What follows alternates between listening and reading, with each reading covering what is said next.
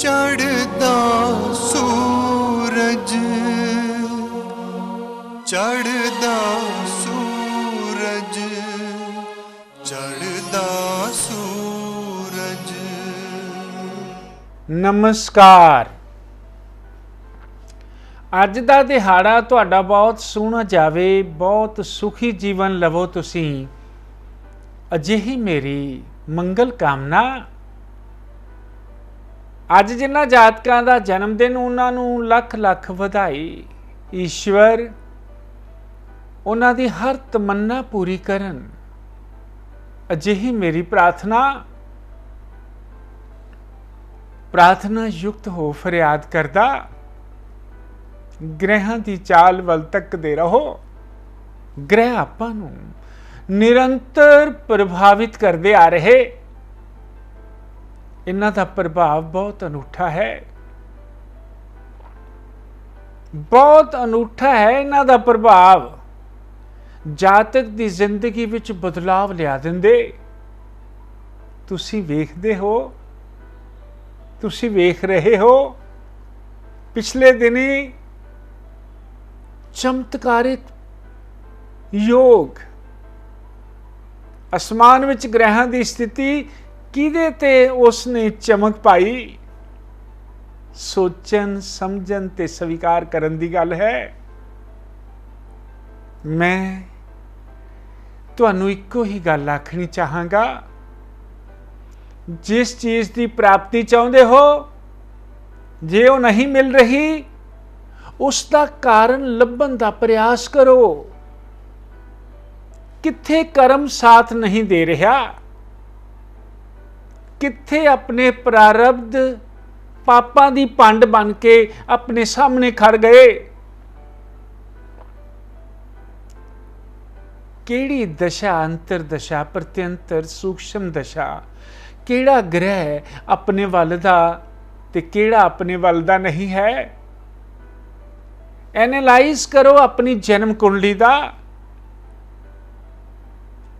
Analysis ਕਰਨ ਤੋਂ ਬਾਅਦ ਆਪਣੇ ਜੀਵਨ ਨੂੰ ਸੁਧਾਰ ਦੇਣ ਵਾਸਤੇ ਈਸ਼ਵਰ ਦੀ ਕਿਰਪਾ ਦੀ ਬਰਸਾਤ ਹੋ ਜਾਵੇ, ਉਸ ਦਾ ਧਿਆਨ ਕਰੋ।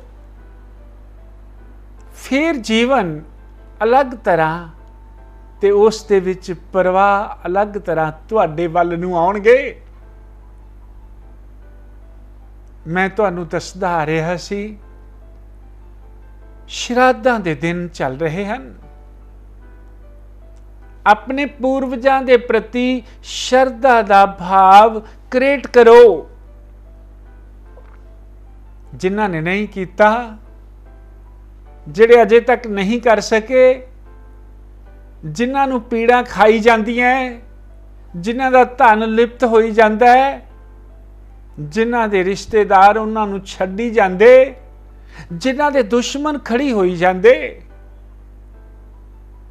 ਜਿਨ੍ਹਾਂ ਦੇ ਵਿਭਾਜਨ ਹੋ ਰਹੇ ਹਨ, ਜਿਨ੍ਹਾਂ ਦੇ ਬਿਜ਼ਨਸ ਪਾਰਟਨਰ ਉਹਨਾਂ ਨੂੰ ਧੋਖਾ ਦੇ ਰਹੇ ਹਨ, ਜਿਨ੍ਹਾਂ ਦੇ ਪ੍ਰੇਮ ਸੰਬੰਧ ਕੌੜੇ ਕੌੜੇ ਤੇ ਜ਼ਹਿਰੀਲੇ ਹੁੰਦੇ ਜਾ ਰਹੇ ਹਨ, ਜਿਨ੍ਹਾਂ ਦੇ ਸਰੀਰ ਦੇ ਵਿੱਚ ਅਲੱਗ ਤਰ੍ਹਾਂ ਦੇ ਰੋਗਾਂ ਦੀ ਉਤਪਤੀ, ਜਿਨ੍ਹਾਂ ਦੇ ਆਪਣੇ ਵੀ ਬਗਾਨੇ ਹੋ ਗਏ।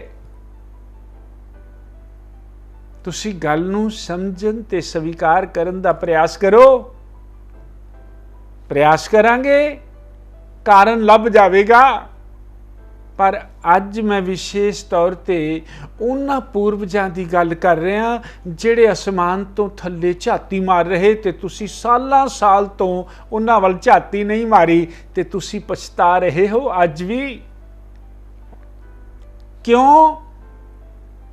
ਉਪਰਾਲੇ ਕਰਨ ਉਪਰੰਤ ਵੀ ਧਨ ਦੀ ਪ੍ਰਾਪਤੀ ਨਹੀਂ ਹੋ ਰਹੀ, ਕੋਈ ਕੰਮ ਸੈੱਟ ਨਹੀਂ ਹੋ ਰਿਹਾ, ਔਲਾਦ ਨਹੀਂ ਹੋ ਰਹੀ, ਯਸ਼ ਮਾਨ ਕੀਰਤੀ ਨਹੀਂ ਮਿਲ ਰਹੀ। ਕੰਮਾਂ ਦੇ ਵਿੱਚ ਇੰਨੀਆਂ ਵੱਡੀਆਂ ਵੱਡੀਆਂ ਉਲਝ ਗਏ ਹੋ ਤੁਸੀਂ। ਉਸ ਉਲਝੇਵੇਂ ਤੋਂ ਮੁਕਤੀ ਵਾਸਤੇ ਕਾਰਨ ਲੱਭਣ ਦਾ ਪ੍ਰਯਾਸ ਕਰੋ। ਜੇ ਕਾਰਨ ਲੱਭ ਜਾਵੇ ਉਸ ਦੇ ਨਿਵਾਰਨ ਦਾ ਪ੍ਰਯਾਸ ਕਰੋ। ਨਿਵਾਰਨ ਦੇ ਪ੍ਰਯਾਸ ਵਿੱਚ ਵੀ ਤੁਸੀਂ ਕਾਮਯਾਬ ਨਾ ਹੋ ਸਕੋ, ਆਪਣੇ ਅੰਦਰ ਪਈਆਂ ਅਲੌਕਿਕ ਸ਼ਕਤੀਆਂ ਉਹਨਾਂ ਨੂੰ ਜਾਗਰਿਤ ਕਰਨ ਦਾ ਪ੍ਰਯਾਸ ਕਰੋ ਤਾਂ ਕਿ ਜੀਵਨ ਸੁਖਦ ਹੋ ਜਾਵੇ। ਵਸਤਾਂ ਡੁੱਬ ਗਈਆਂ, ਗਵਾਚ ਗਈਆਂ, ਲੱਭ ਹੀ ਨਹੀਂ ਰਹੀਆਂ, ਕਰਜ਼ੇ ਯੁਕਤ ਹੋ ਗਏ,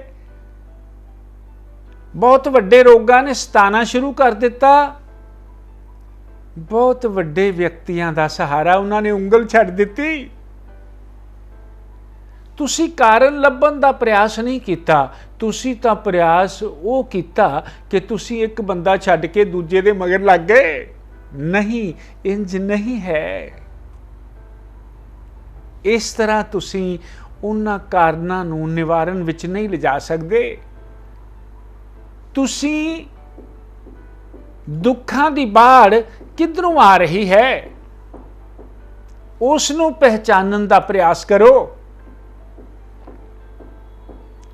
ਤੁਸੀਂ ਬਹੁਤ ਵੱਡੇ ਸ਼ਾਹੂਕਾਰ ਹੋ, ਪਰ ਬਹੁਤ ਵੱਡੇ ਕਰਜ਼ੇ ਦੇ ਕਾਰਕ ਵੀ ਹੋ।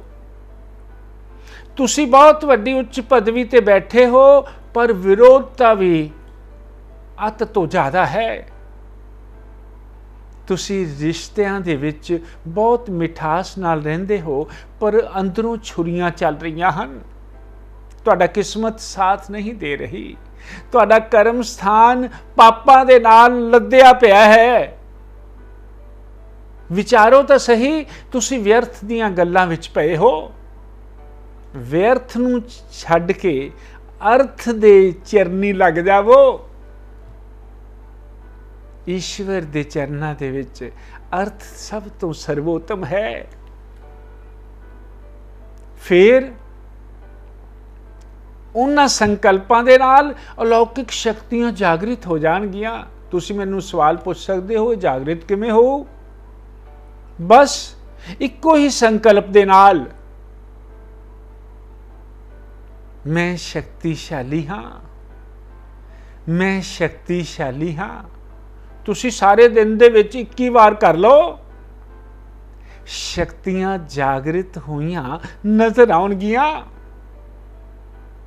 ਪਰ ਇੰਨੀ ਦਿਨੀ ਮੈਂ ਵਿਸ਼ੇਸ਼ ਫਰਿਆਦ ਕਰਦਾ ਹਾਂ, ਪੂਰਵਜਾਂ ਦਾ ਧਿਆਨ ਰੱਖੋ, ਜਿਹੜੇ ਤੁਹਾਡੇ ਹੱਥ ਦੇ ਵਿੱਚ ਆਈ ਰੋਟੀ ਨੂੰ ਵੀ ਖੋ ਸਕਦੇ ਹਨ ਜੇ ਤੁਸੀਂ ਉਹਨਾਂ ਵੱਲ ਧਿਆਨ ਨਾ ਦਿੱਤਾ। ਤੁਹਾਡੇ ਹੱਥ ਵਿੱਚ ਆਏ ਧਨ ਨੂੰ ਖੋ ਕੇ ਲਿਜਾ ਸਕਦੇ ਹਨ, ਤੁਹਾਡੇ ਬਣਦੇ ਮਕਾਨ ਨੂੰ ਰੋਕ ਸਕਦੇ ਹਨ, ਤੁਹਾਡੇ ਕਰਜ਼ੇ ਦੇ ਮੁਕਤੀ ਦੇ ਸਾਧਨ ਬੰਦ ਕਰ ਸਕਦੇ ਹਨ, ਤੁਹਾਡੇ ਸਿੰਘਾਸਨ ਨੂੰ ਤੋੜ ਕੇ ਟੁਕੜੇ ਟੁਕੜੇ ਕਰ ਸਕਦੇ ਹਨ। ਉਹ ਪੂਰਵਜਾਂ ਵੱਲ ਨਿਗਾਹ ਰੱਖੋ, ਉਹਨਾਂ ਨੂੰ ਮੱਥੇ ਟੇਕੋ, ਸ਼ਰਧਾ, ਉਹਨਾਂ ਦੇ ਪ੍ਰਤੀ ਸ਼ਰਧਾ ਉਡੇਰ ਦਿਓ। ਬਹੁਤ ਸਾਰੇ ਸੱਜਣ ਅਜਿਹੇ ਹਨ ਜਿਨ੍ਹਾਂ ਨੂੰ ਪੂਰਵਜਾਂ ਦੀ ਤਿਥੀ ਦਾ ਪਤਾ ਨਹੀਂ ਹੈ। ਬਹੁਤ ਸਾਰੇ ਸੱਜਣ ਅਜਿਹੇ ਹਨ ਜਿਨ੍ਹਾਂ ਦੇ ਪੂਰਵਜ, ਜਿਨ੍ਹਾਂ ਦੇ ਭੈਣ ਭਰਾ ਅਕਾਲ ਮ੍ਰਿਤਿੂ, ਅਚਾਨਕ ਐਕਸੀਡੈਂਟ ਵਿੱਚ ਚਲੇ ਗਏ ਹੋਣ, ਪਰ ਉਹ ਘੁੰਮ ਰਹੇ ਆਲੇ ਦੁਆਲੇ, ਉਹਨਾਂ ਦੀ ਗਤੀ ਨਹੀਂ ਹੋਈ, ਸੁਪਨਿਆਂ ਦੇ ਵਿੱਚ ਤੁਹਾਨੂੰ ਤੜਫਾ ਰਹੇ ਹਨ, ਤੁਹਾਡੇ ਪ੍ਰੇਮ ਦੇ ਸੰਬੰਧਾਂ ਨੂੰ ਤੋੜ ਰਹੇ ਹਨ, ਤੁਹਾਡੇ ਘਰ ਦੇ ਵਿੱਚ ਜਾਇਦਾਦ ਦੇ ਹਿੱਸੇ ਤੇ ਫਿਰ ਉੱਥੇ ਬਹੁਤ ਵੱਡੇ ਵੱਡੇ ਪੁਆੜੇ, ਤੁਹਾਡੀ ਯਸ਼ ਮਾਨ ਕੀਰਤੀ ਦੇ ਫੀਤਾ ਕੱਟਣ ਵੇਲੇ, ਉਸ ਵੇਲੇ ਅਲੱਗ ਹੀ ਰੂਪ ਵਿੱਚ ਆ ਕੇ ਖੜੇ ਹੋ ਜਾਂਦੇ। ਤੁਸੀਂ ਪਹਿਚਾਨਣ ਦਾ ਪ੍ਰਯਾਸ ਨਹੀਂ ਕਰ ਰਹੇ। ਸਾਲਾਂ ਸਾਲ ਤੋਂ ਤੁਸੀਂ ਪ੍ਰਯਾਸ ਨਹੀਂ ਕਰ ਰਹੇ। ਤੁਸੀਂ IAS, IPS, IRS, ਨਾ ਜਾਣੇ ਕਿਹੜੇ ਕਿਹੜੇ ਐਗਜ਼ਾਮ ਦੇ ਵਿੱਚ ਬੈਠਣਾ ਚਾਹੁੰਦੇ ਹੋ, ਬੈਠ ਹੀ ਨਹੀਂ ਸਕਦੇ। ਉਹਨਾਂ ਦਿਨਾਂ ਵਿੱਚ ਬਿਮਾਰ ਹੋ ਜਾਂਦੇ, ਬੈਠ ਗਏ ਤਾਂ ਹੋਰ ਹੀ ਖਿਆਲਾਂ ਵਿੱਚ ਡੁੱਬ ਜਾਂਦੇ। ਪੂਰਵਜ ਤੁਹਾਡੇ ਖਿਆਲਾਂ ਨੂੰ ਮਲਾਲ ਕਰ ਦਿੰਦੇ ਹਨ, ਮਲੀਨ ਕਰ ਦਿੰਦੇ ਹਨ, ਪੀੜਾਂ ਦੇ ਦਿੰਦੇ ਹਨ, ਤੁਹਾਡੀ ਬੁੱਧੀ ਨੂੰ ਹਰ ਲੈਂਦੇ ਹਨ। ਉਹ ਤੁਸੀਂ ਇੱਕ ਨੰਬਰ ਤੇ, ਅੱਧੇ ਨੰਬਰ ਤੇ ਉਸ ਚੀਜ਼ ਤੋਂ ਮੁਕਤੀ ਲੈ ਲੈਂਦੇ। ਤੁਸੀਂ ਉਸ ਮੁਕਾਮ ਤੇ ਪਹੁੰਚ ਹੀ ਨਹੀਂ ਸਕਦੇ। ਵਿਚਾਰੋ ਤਾਂ ਸਹੀ, ਜੇ ਤੁਸੀਂ ਥੋੜੀ ਜਿਹੀ ਹਿੰਮਤ ਕਰਕੇ ਇੱਕ ਚੂਲੀ ਪਾਣੀ ਦੀ ਅਰਪਿਤ ਕਰ ਦਿਓ, ਤਰਪਨ ਅਰਪਿਤ ਕਰ ਦਿਓ, ਖੁਸ਼ ਹੋ ਜਾਣਗੇ ਉਹ। ਤੁਹਾਡੇ ਜੀਵਨ ਦੇ ਵਿੱਚ ਰੰਗਤ ਆ ਜਾਵੇਗੀ, ਪਰਮ ਸੁਖੀ ਹੋ ਜਾਵੋਗੇ। ਅੱਜ ਜਿਨ੍ਹਾਂ ਜਾਤਕਾਂ ਦਾ ਜਨਮ ਦਿਨ, ਉਹਨਾਂ ਨੂੰ ਲੱਖ ਲੱਖ ਵਧਾਈ। ਈਸ਼ਵਰ ਉਹਨਾਂ ਦੀ ਹਰ ਤਮੰਨਾ ਪੂਰੀ ਕਰਨਗੇ। ਤੁਹਾਡਾ ਇਹ ਵਰਾ ਵਿਸ਼ੇਸ਼ ਸ਼ੁੱਕਰ ਗ੍ਰਹਿ ਦੇ ਥੱਲੇ ਜਾਣ ਵਾਲਾ ਹੈ। ਕਿਰਪਾ ਦੀ ਬਰਸਾਤ ਕਰਨ ਵਾਲੇ ਸ਼ੁੱਕਰ, ਉੱਚ ਦੇ ਅਧਿਕਾਰੀ, ਨਿਆਏ ਦੇ ਦੇਵਤਾ, ਸਿਤਾਰਿਆਂ ਦੇ ਮਾਲਿਕ, ਚਮਕ ਦੇ ਕਾਰਕ, ਅਲੱਗ ਤਰ੍ਹਾਂ ਦਾ ਪ੍ਰਕਾਸ਼ ਅਰਪਿਤ ਕਰਨ ਵਾਲੇ, ਝੋਲੀਆਂ ਭਰ ਦੇਣ ਵਾਲੇ ਇਹ ਸ਼ੁੱਕਰ ਤੁਹਾਡੀ ਜ਼ਿੰਦਗੀ ਵਿੱਚ ਵਿਸ਼ੇਸ਼ ਬਣ ਕੇ ਆਏ ਹਨ। ਓਮ ਸ਼ੁਕਰਾਏ ਨਮः, ਇਸ ਮੰਤਰ ਦਾ ਜਾਪ ਕਰਿਓ, ਪਰਮ ਸੁਖੀ ਹੋ ਜਾਵੋਗੇ।